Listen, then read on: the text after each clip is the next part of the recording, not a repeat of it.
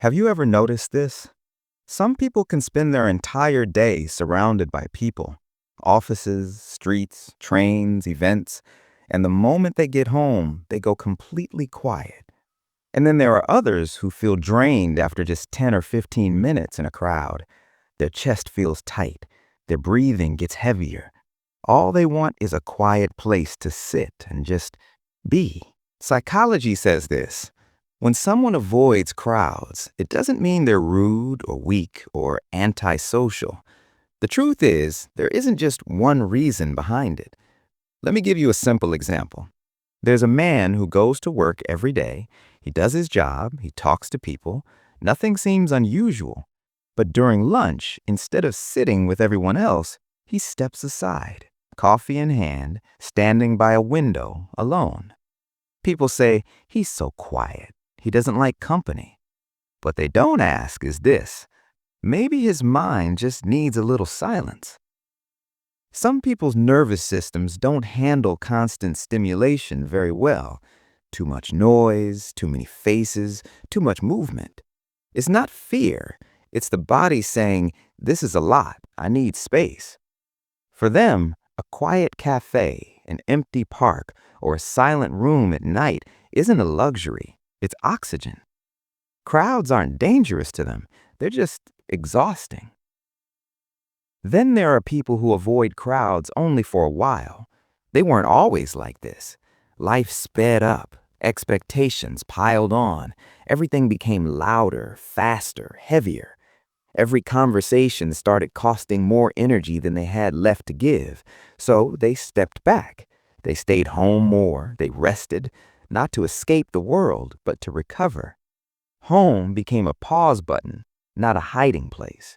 And when their energy slowly returns, they step back into the world, carefully, with clearer boundaries, deeper self-understanding, and choices made on purpose.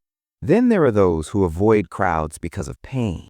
For them, the outside world isn't just noisy, it's a reminder of loss, of comparison, of feeling like they no longer belong. Imagine someone who used to be invited everywhere. Friends, plans, conversations. And then, slowly, the messages stop. The invitations fade. In crowded rooms, they don't feel connected. They feel measured, watched, judged, expected to perform. So quiet spaces become shields, protection from a world that doesn't always feel safe, fair, or kind. But even that can change. The place that once felt protective can start to feel heavy. Days blur together. Motivation fades. The outside world feels distant, almost unreal. That doesn't happen because they're weak. It happens because momentum quietly carried them away from the life they still want. And yet, something beautiful often grows here. People who spend time away from crowds tend to understand their own minds deeply.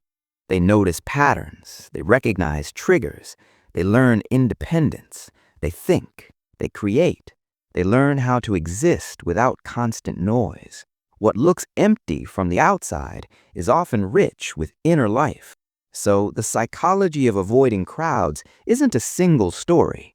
Sometimes it's calm, sometimes it's rest, sometimes it's pain, sometimes all three at once. The same busy street can feel exciting to one person, draining to another, and terrifying to someone else. The real problem isn't people stepping back. It's the assumption that everyone experiences crowds the same way. If any of this feels familiar, pause for a moment. Notice your reaction. Because understanding doesn't start in noise.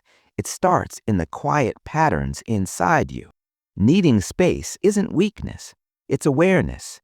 It's self-respect. And sometimes it's simply how certain people survive in a world that moves too fast, too loud, and too close.